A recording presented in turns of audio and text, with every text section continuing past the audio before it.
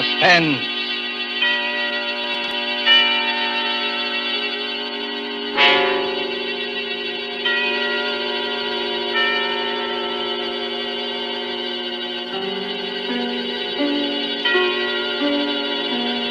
This is the Man in Black, here again to introduce Columbia's program, Suspense.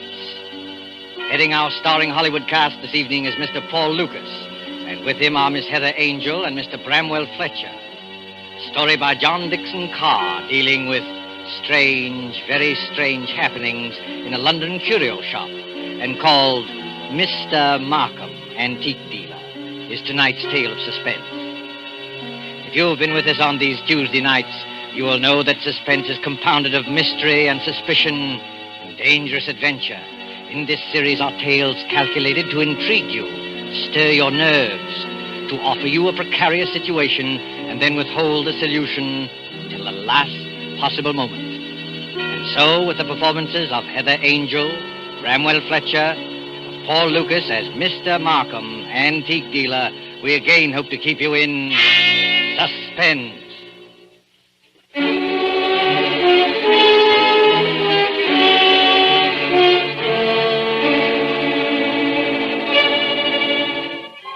This is the story of a man who commits murder and gets away with it.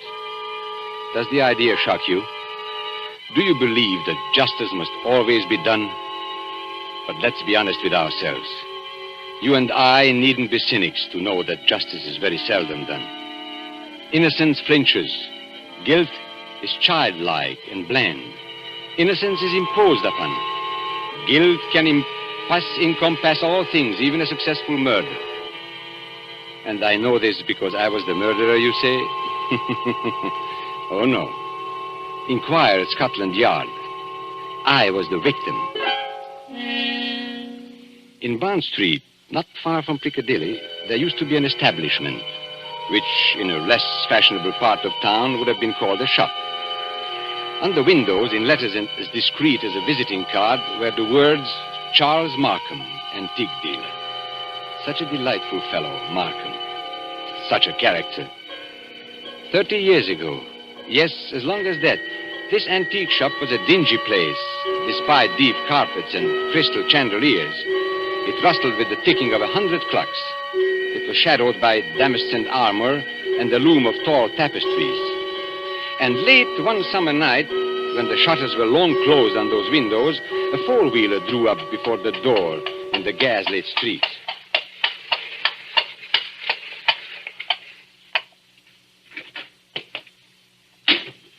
That's all, cabby. You needn't wait. Very good, miss. Good night. Good night.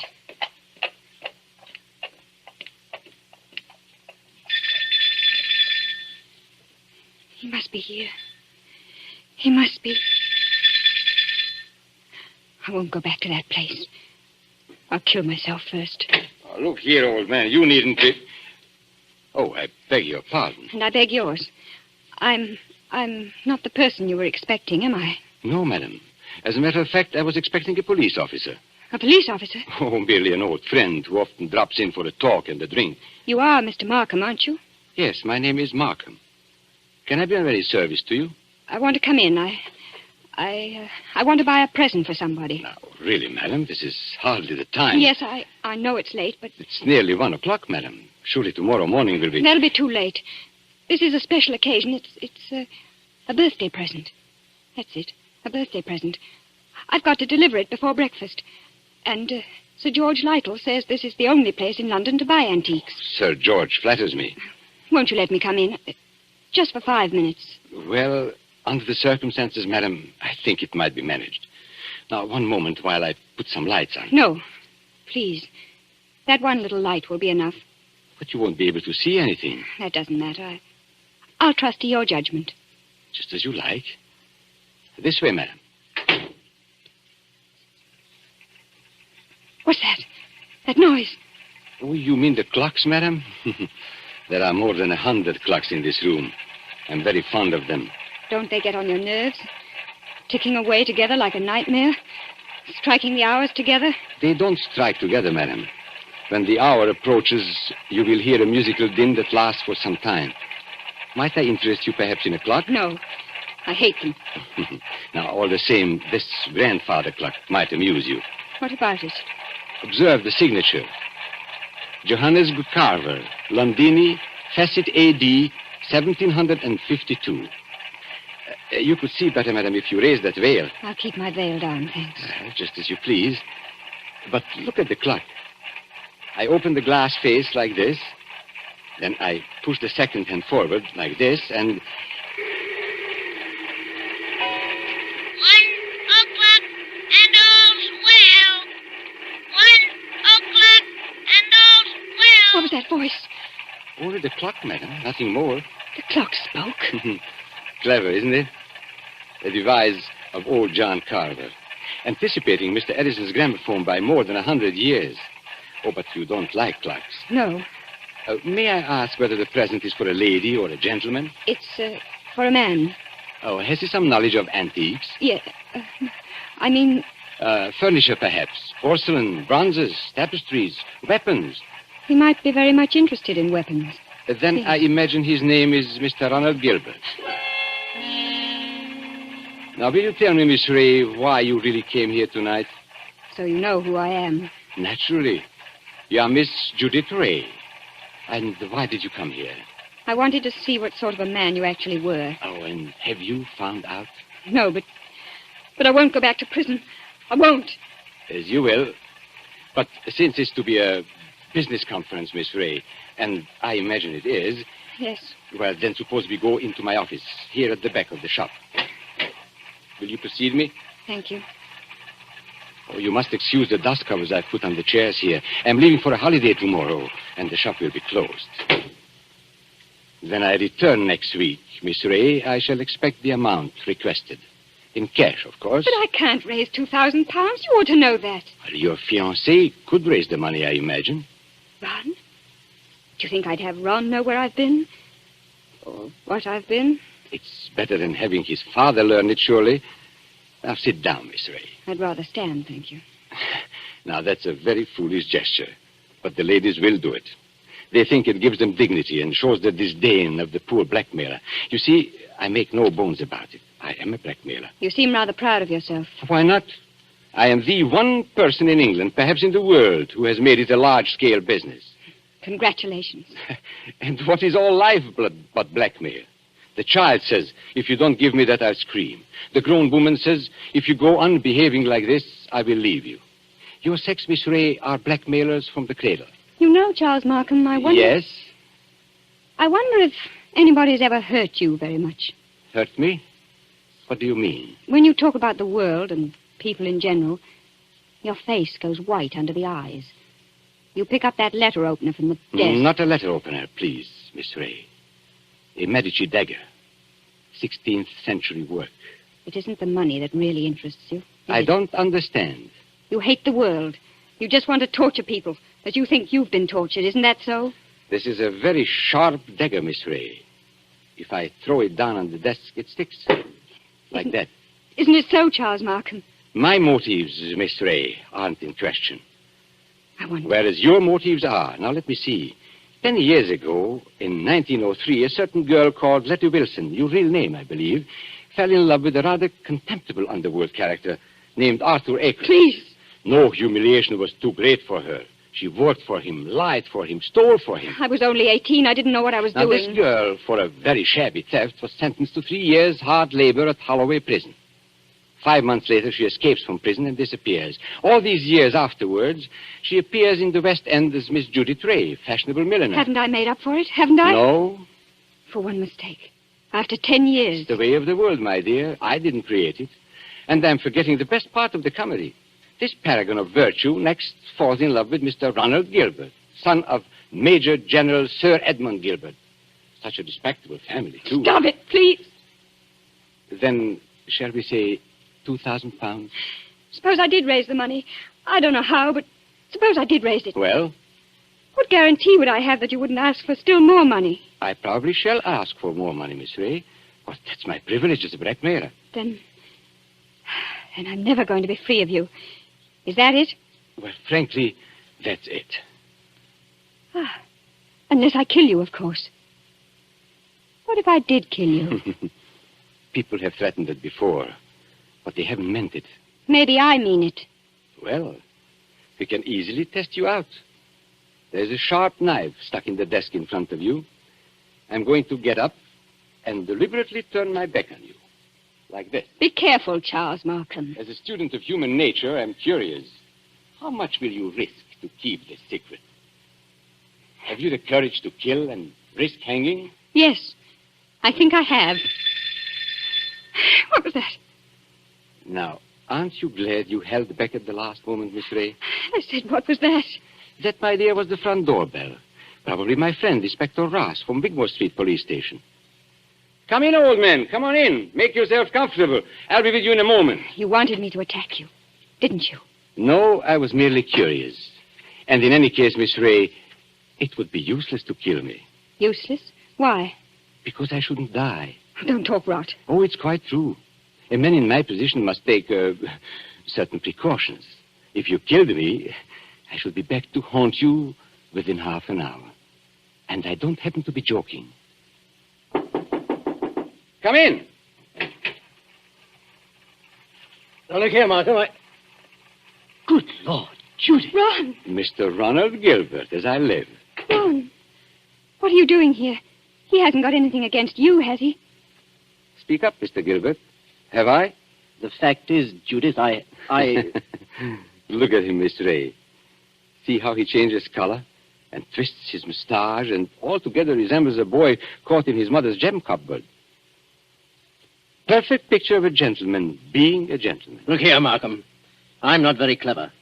You can always make a fool of me when you start talking, so let's stop talking. I brought the money. What money? Oh, merely my fee for keeping quiet about you. So you went to Ron, too. You told him about it. Naturally. If possible, always sell your wares in 2 markets. How much money? Never mind, Judith. I hoped I could do this without your knowing. How much money? 3,000. It's all I could raise. Has he told you who I am and what I've been? Look here, Judith. Who the devil cares who you are or what you've been? I happen to be in love with you. Never mind. Let's get out of here. Ron, it's no good. He'll only come back for more money. I know that, but what else can we do? Nothing, I'm afraid. Well, what's that knife doing there, stuck in the desk? Nothing dangerous, I assure you. No? Merely a curio. I pick it up like this, I flip it down like this, and pick it up again. Miss Ray was very much interested in the dagger. Now, may I have that envelope with the money, please? There you are. Take it. Thank you. As I explained to Miss Ray, I'm leaving tomorrow for a holiday, hence the general disarray and the dust covers on the chairs.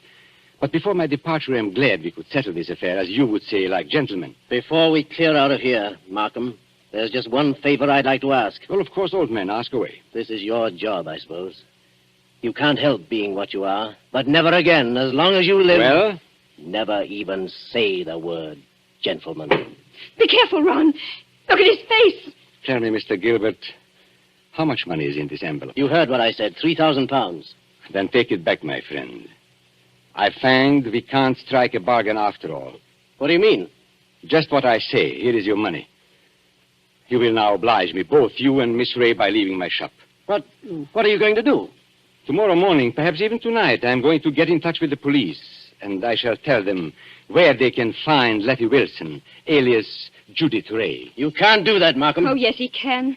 You've hit him where it hurts. 3,000 pounds, my friend, is not enough compensation for the way you talk. There is a way through the shop. Shall I escort you to the front door? No. Oh, so you prefer to stay here and make a fool of yourself? You're not going to tell the police, Markham. I promise you that. And how are you going to stop me? With this. Ron, put that gun away. It's a funny thing, Judith. I felt a bit of a fool, bringing this revolver along. But now I've got a use for it. Oh, yes, I've got a use for it. Oh. Maybe the best thing would be to go into the street now and call a policeman. You'll never get into the street, Markham. Are you following me into the shop? Yes. So both of you, it appears, came here under false pretenses. You said you wanted to pay me some money. The money's still here, but you've lost your chance to get it. And our dear Judith said she wanted to buy a present for you. I showed her this grandfather clock here, this talking clock. Don't go a step beyond that clock, Markham. I warn you. Nonsense, old man. You wouldn't dare shoot. Wouldn't I? No, and I'll call your bluff. 1 step. 2 steps. I know you'll wholesale try it, my friend. You wouldn't risk it. No, you wouldn't. What's happening to me? Don't try and grab onto the clock, Markham. It won't save you. You wouldn't risk your life. You wouldn't risk your family position. You wouldn't. 1:15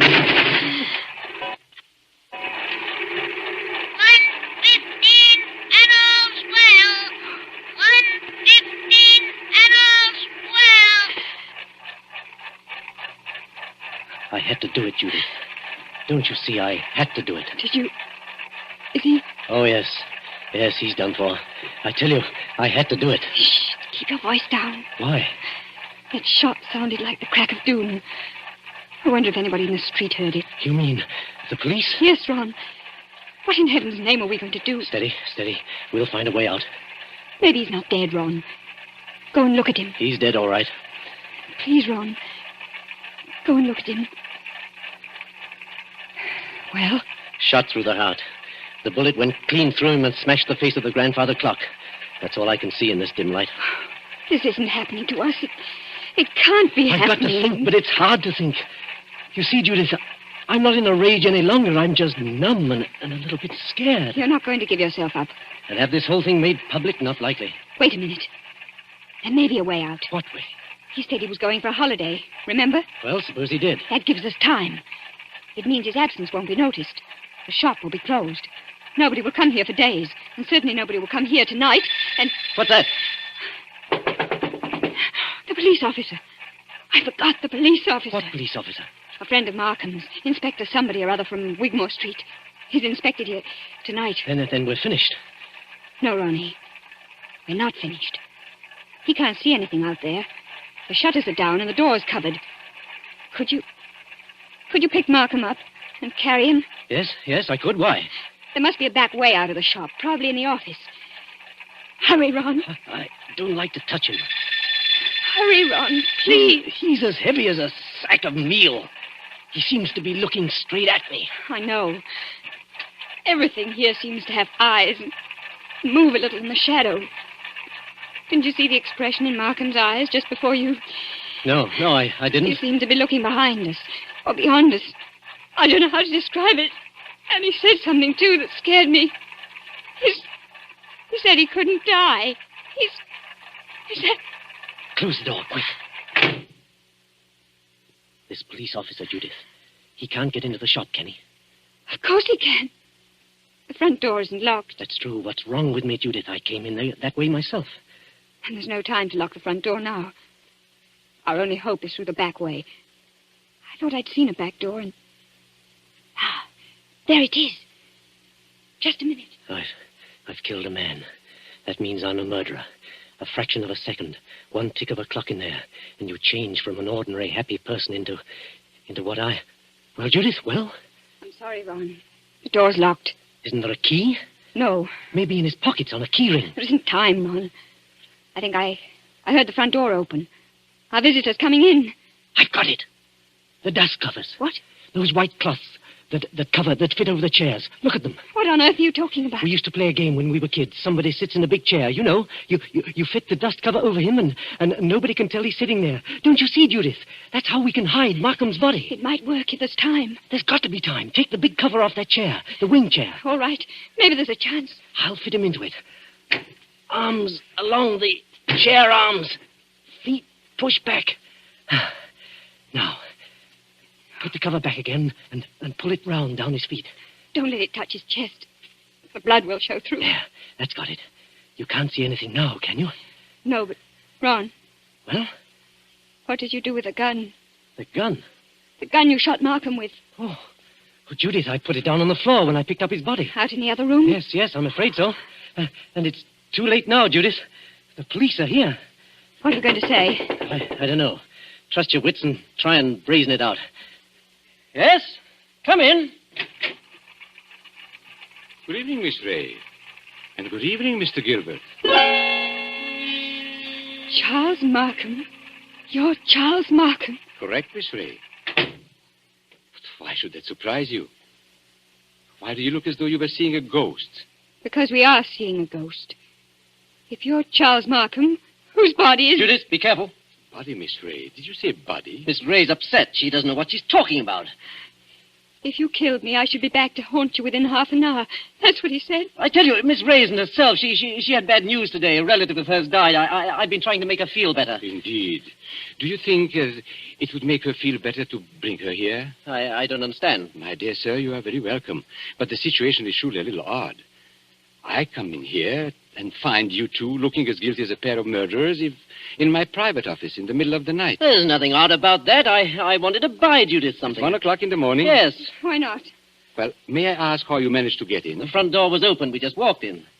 If you wish to buy something, why not stay in the showroom? Why come to my office? Well, hang it all. You don't think we wanted to steal anything, do you? Well, that thought did occur to me. You see, there was nobody else here. There's nobody here, Mr. Markham. Not a living soul. Then you didn't meet, by any chance, my brother? Your brother? Yes, my brother Robert. You couldn't have mistaken him if you had seen him. He looks so much like me that few people can tell us apart. Oh, so that's it. Poor Robert often deputizes for me. He's learned to act like me, think like me, and talk like me. But he doesn't like the work very much. Of course, you know what my work really is. Is this part of the game? Are you trying to play cat and mouse? Robert is an idealist. He thinks, poor fellow, that my profession is beneath contempt. But he acts the part and acts it well because I pay him. And I find it useful to have a double who will run risks for me. What have you done with his body? We haven't done anything with him. If you've killed Robert, my friend, you've committed a totally useless murder. You don't see him here, do you? No, but I see his handiwork. Meaning what?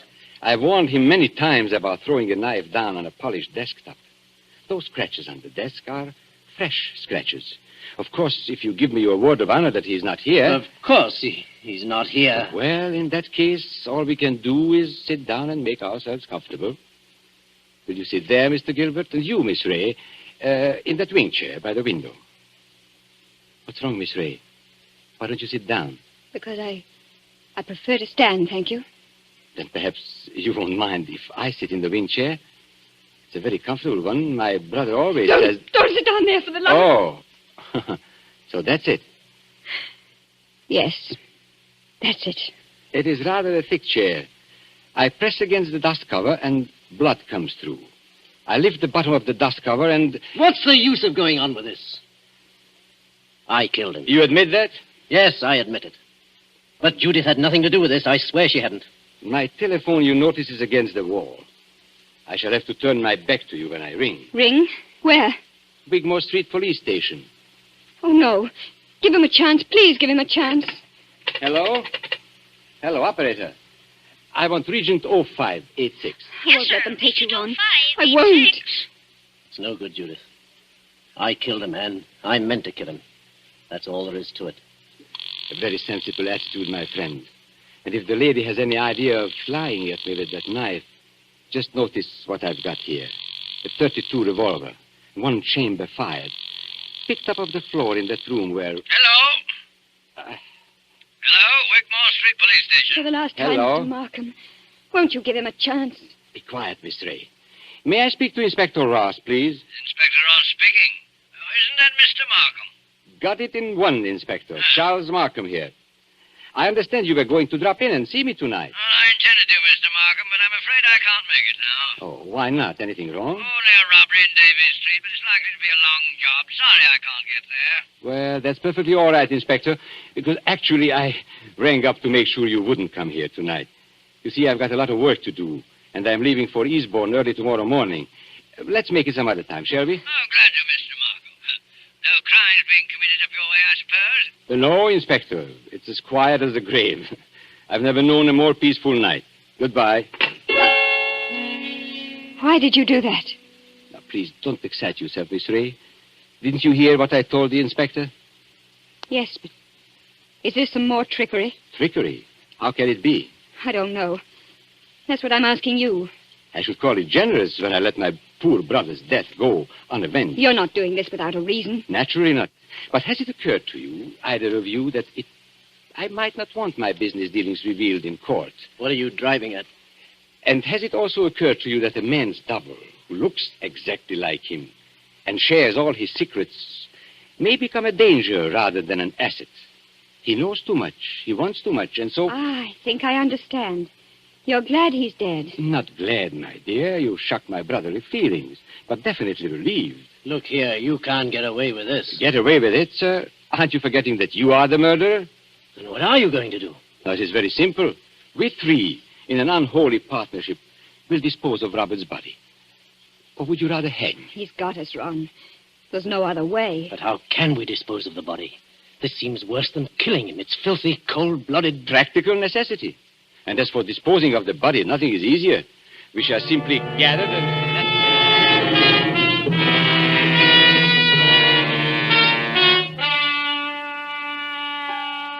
And so, as I said before, this is the story of a man who commits murder and gets away with it. Now, Ronald Gilbert looks back across the years and is still firmly convinced of his own guilt. But, of course, Gilbert never shot anybody. I was the man who committed the murder. Don't you remember? The bullet that killed my brother is supposed to have passed through his body and smashed the face of the grandfather clock. But that's an impossibility. The face of a grandfather clock is much higher than the heart of a man. You see, 2 shots were fired at the very same instant. Gilbert missed and smashed the clock face. I fired from the door of the office and did not miss. That was why my brother looked past those 2. I went out by the back door, locked it, and reappeared at the front afterwards. It was not Robert Markham who died. I am Robert Markham. It was Charles who died that night. And I killed him to stop forever the wholesale blackmail that was poisoning the lives and blasting the hearts of 1,000 half-crazed people. His records I destroyed, his correspondence I burned. He is dead and gone. I have assumed his name and identity ever since. I committed a murder. And yet, if you sat on a jury, dare you say that you would condemn me? Come now. Would you?